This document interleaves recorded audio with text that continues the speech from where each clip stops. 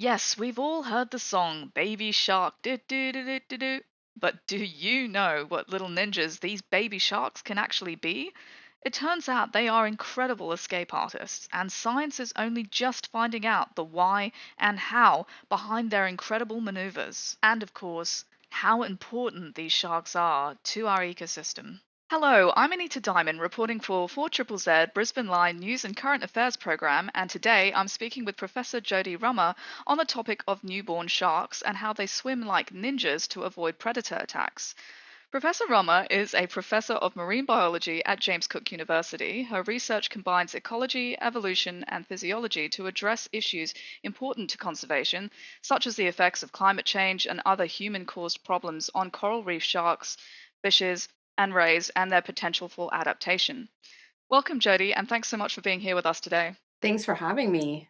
It's a very interesting topic. I just want to explain to our listeners that in your research, you have recently found that newborn black tip reef sharks use warm waters to boost their escape performance from adult sharks, barracudas, and other predators. Is this finding something we previously never knew about baby sharks? And wanted to ask, how important is this to marine biology science? This is the first time we've seen tropical sharks, especially tropical baby sharks, use these fast escape moves. It's really important because it very much changes the way that we think about these nursery areas where these baby sharks are living. They're not just these predator free zones, they're not as safe as we thought originally. But they are places that help sharks survive these predator encounters. And so these baby sharks, how big are they like when they're born? What size are we talking? That's a great question. We kind of say that we were working on Baby Sharks before the song, and of course, the song always sticks in people's minds. But these baby sharks are about half a meter long. So if you think of skateboard-sized predators with quite a bit of attitude. That's so cute. So with the mother sharks as well, do they stick around to protect their babies once they're born? Well, not only are we talking about nurseries that might not be the best environments in terms of still having a few predators to escape, but the moms aren't really the best moms either. They don't protect their baby sharks. Once the babies are born, those babies are on their own, which is why these escape skills are so critical for the newborn sharks. Yeah, right. That makes sense. So when these newborn sharks escape their predators, can you explain then like how how they do this? What sort of maneuvers do they perform, and at what speed? Because yes, we are calling them ninjas, I guess. So yeah, what do we mean when when we talk about that? Yeah, very much so. They really are super agile. They will twist, flip, accelerate like these little reef ninjas, we've called them, to dodge their predators. But if you could imagine that when they have this fast escape response, they almost fold their body into the shape of a C, the shape of a letter C, and sort of spring away in milliseconds. Like these ninjas are doing parkour on the reef, these sharp turns, these bursts of speeds, and it helps them to disappear before the predator even closes in. And it's these lightning fast reflexes that are fueled by the warmer water of these shallow areas that sort of give their muscles and nerves that extra boost that really helps them get away quickly. Yeah, right. That's really fascinating. And so when they're doing these things, how did you actually measure this and film their escape moves? Well, in essence, we are the predator, but we simulate the sort of reflex response that we want the sharks to have if they feel like a predator is about to snap at them. And we do this in a very controlled environment in the laboratory. We've got a very large swimming pool like tank that the shark is living in. And from the very top, we drop an electromagnet.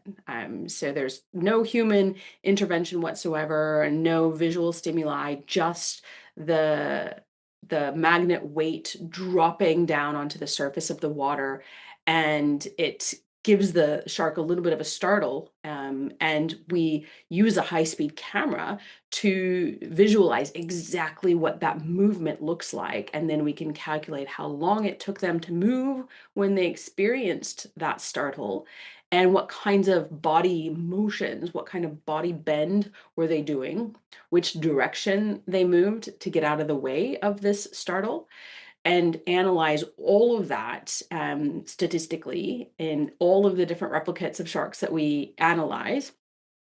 And that's how we conclude our data. Yeah, that's really cool. And it's amazing that we actually are able to film them in this sort of way because I can imagine it would be tricky. When we talk about the predators, I wanted to ask, like, what sort of specific predators do we see attacking these newborn sharks? I know we did mention barracudas, but yeah, just go into more detail about that. Well, even though these baby sharks are super agile, they are still learning what's friend, what's foe. And unfortunately, their most prominent predator on the reef are bigger sharks, and sometimes even their own species. Plus, we'll also have barracudas, trevallies, other fish. Sometimes we've even seen bites from moray eels on our baby sharks. But these kinds of fishes are all sort of keen to snap up these immature, a bit naive little bite-sized meals that the baby sharks could provide to them. But I would say especially larger sharks and often of their own species. Yeah, that's really interesting to me. Why is it like, do you know that adult black tip sharks would attack like their own species? Why are they such bad parents? Um, well, sharks are opportunistic. Just like most species on the planet, adult sharks would eat the newborns because they are opportunistic hunters. And we know that they don't provide parental care. And so if something small and edible passes by, they'll take that opportunity. Cannibalism is surprisingly common amongst sharks. Yeah, that's so interesting. I mean, to humans, it makes like no sense to us, but I can understand. Like, obviously, it's a different world for sharks, so you got to take what you can get, I guess. So in talking about the newborn sharks when they make their escape, I read that this is just from the initial attack. So where do they usually go to find refuge? And say, is there a chance after that initial attack, like they would be able to do this again if they're pursued in the attack once they escape? That's a great question. Baby sharks usually just need to dodge that first strike. That's really interesting. So they'll only sort of do it on that initial attack, which is was interesting to me that it doesn't happen again. So yeah, I wanted to also ask I read in your research that this ability seems to be innate rather than learnt behavior. Does this mean then that it's a genetic trait that this species of shark has? Yeah, so we think that these escape skills seem to be hardwired or innate in these sharks. The babies are essentially born with them. Even at just a few days old, in our newborn sharks that we're collecting, we're already seeing that they're able to pull off some of these Olympic level moves in terms of agility. So, yes, I would say it's likely an evolved genetic trait that's been selected for, survival of the fastest, survival of the quickest. Yeah, totally makes sense. Which is just it's so cool that that's been passed down genetically. Do you think that this is unique then to just these specific species of sharks, or do you think sharks of all kinds would have this ability? Well, we definitely need to do a lot more research, and we'd love to explore across a lot of other species. We don't know yet if all sharks have this sort of ninja-like ability, but what we do know is that the blacktip reef shark babies definitely do, and it may very much depend on the species, their nursery environment. We work with a lot more of the, I guess, less bitey species of sharks, the benthic sharks. We have the epaulet shark here at my lab, and they don't escape very quickly, just from just from our observations. So we might not see that in species that do a lot more hiding than movement. So I would say it's probably going to be a very species specific basis and also depend on their types of habitats, especially those nursery environments. Yeah. And I know we're talking a lot about these sharks, so I guess why should people in Australia then care about baby sharks in French Polynesia? Well, we sort of have a tagline with my team is that healthy oceans need healthy sharks need healthy oceans, and that's why that's very important for all of us to understand. They really are uh, the glue that keep an ecosystem together. They are predators, so they will help control populations of other species, a lot of ecological roles that they will play to keep an ecosystem very healthy. So, if we are snorkeling, if we're scuba diving and we don't see sharks in a marine environment where we typically would, I would be more worried than if we did see sharks. So, I guess that's the main reason I think that that's important for us to understand across the board. We need healthy sharks to have a healthy ecosystem. Yeah, absolutely. And I can fully, agree with that as well. And talking about like, I guess bringing it around to our climate and our environment, I read that from your research, the water temperatures exceeding 25 degrees Celsius and the depth of 0.7 meters was actually a key requirement that allowed newborn sharks to actually evade these attacks. So, do you know why this could be? As sharks are ectotherms, so their body temperature reflects that of their environment. They will have an optimal range of temperatures under which they perform. Okay, most other fish around in the oceans are like this as well. A lot of marine organisms are like this. They don't regulate their body temperature at 37 degrees Celsius like we do. Their body temperature reflects that of their environment. And so just pure physics will speed up reactions under warmer conditions and slow them down under cooler conditions, but only to an extent. Okay, so we will reach a breaking point, and we do know that for this species, the black-tip reef shark, if water goes above about 31 degrees Celsius, those newborn sharks start to lose their edge. They'll have slower responses. They'll have weaker moves. They'll have less chance of survival. And that's a reality that we are facing with climate change. It's a real risk and one that's approaching quickly.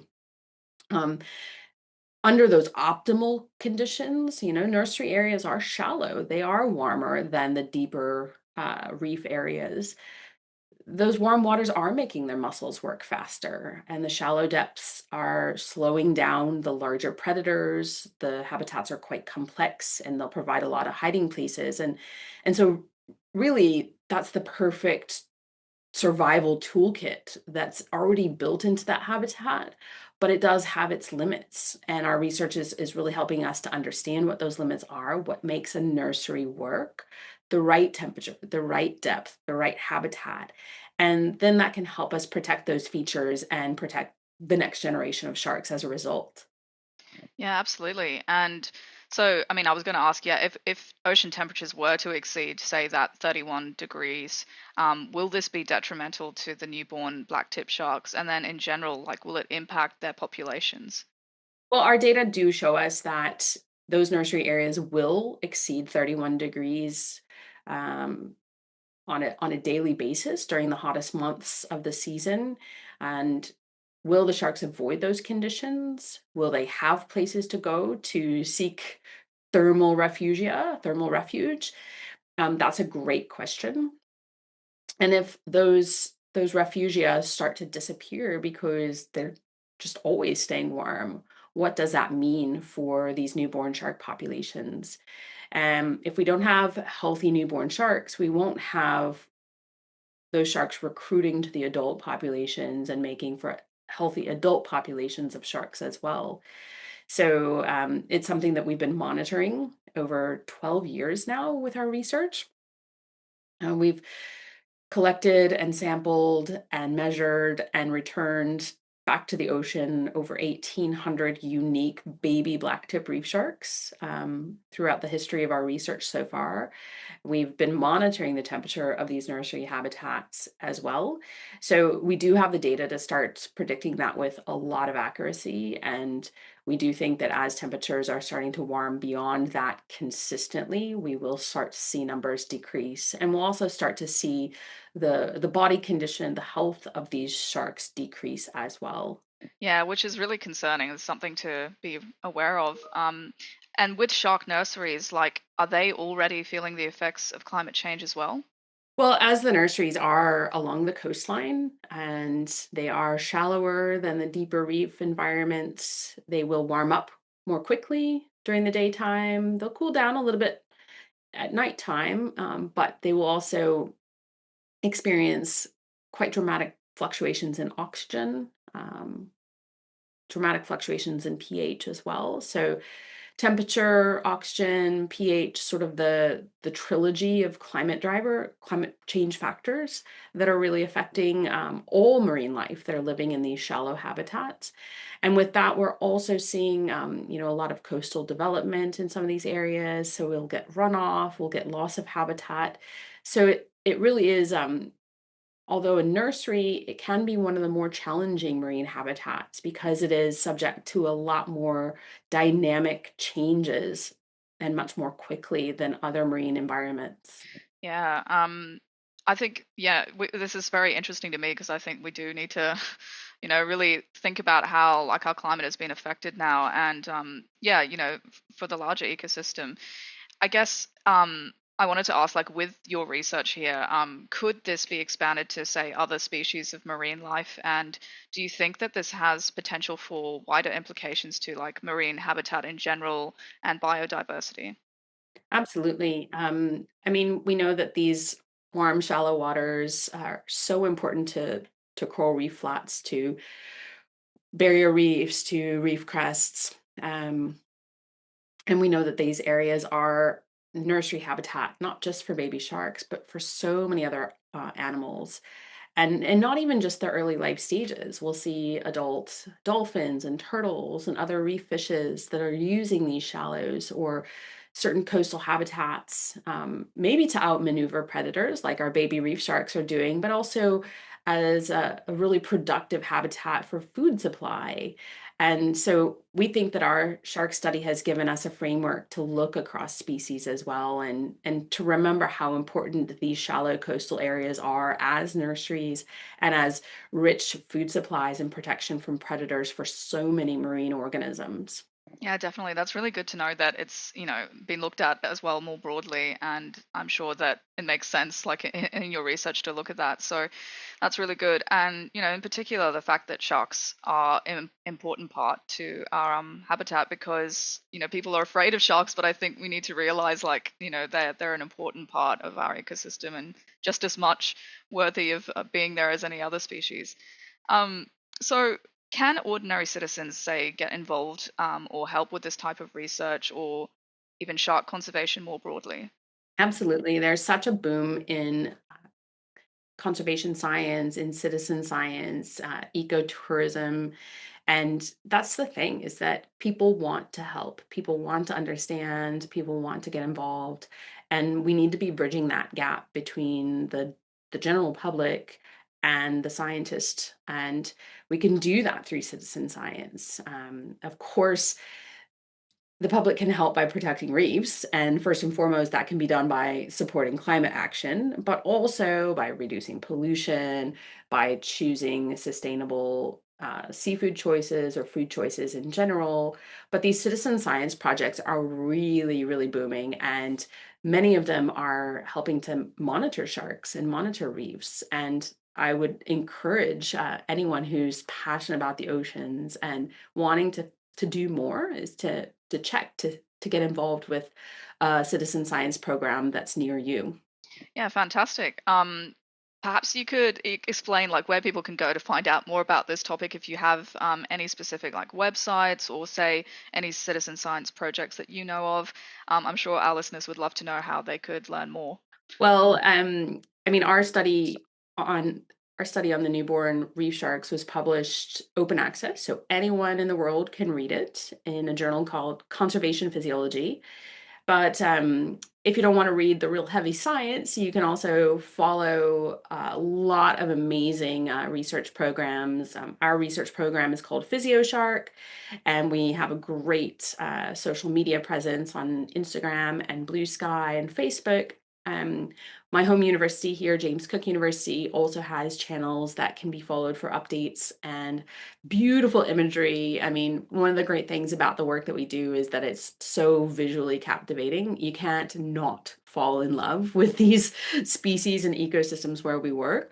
And, we've done lots of short documentaries as well. And I think that those are ways to inspire the general public, inspire others to fall in love with the oceans, either for the first time or fall in love with the oceans again, fall in love with these marine organisms, these species that are so important to not only ocean health, but our health as humans as well. And we know we protect what we love.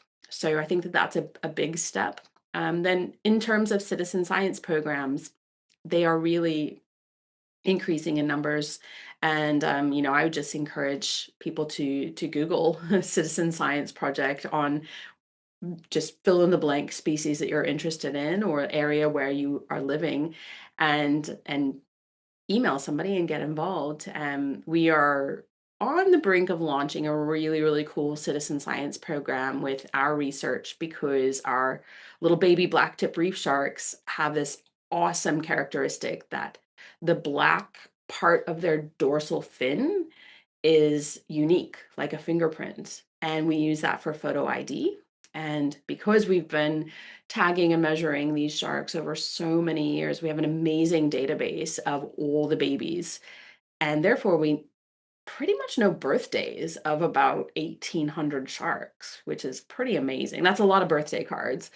But where we want to take those data is to the adult populations. And so we're going to be launching a program pretty soon to encourage the public to be photographing adult blacktip reef sharks when they're out on a snorkel or out on a dive. And then we want to cross reference those adult dorsal fins with all of our babies to see if any of our babies have made it to become a healthy adult and recruit into that adult population and hopefully reproduce themselves. So it's something that we're on the brink of right now that we're super excited for, and we've got some amazing charities that are hoping to help us launch that program. And so, if anyone wants to get involved to help support that, then we are very willing and ready to do that. Fantastic. Yeah, those are some great resources there. I'll be sure to list like the websites that you gave there onto our 4ZZZ website for our listeners so they can go directly to those links. And also, yes, those citizen science projects definitely worth Googling for anybody to find out more about how they could get involved. Fascinating research, and thank you so much for sharing your time and explaining to us all about that. I think it's definitely an interesting area to keep an eye on, and yeah, encourage people at the very least to take more of an interest in marine life because it is a fascinating world and a beautiful world, as you said. I agree. Thank you so much. Thank you, and hopefully we'll see you again.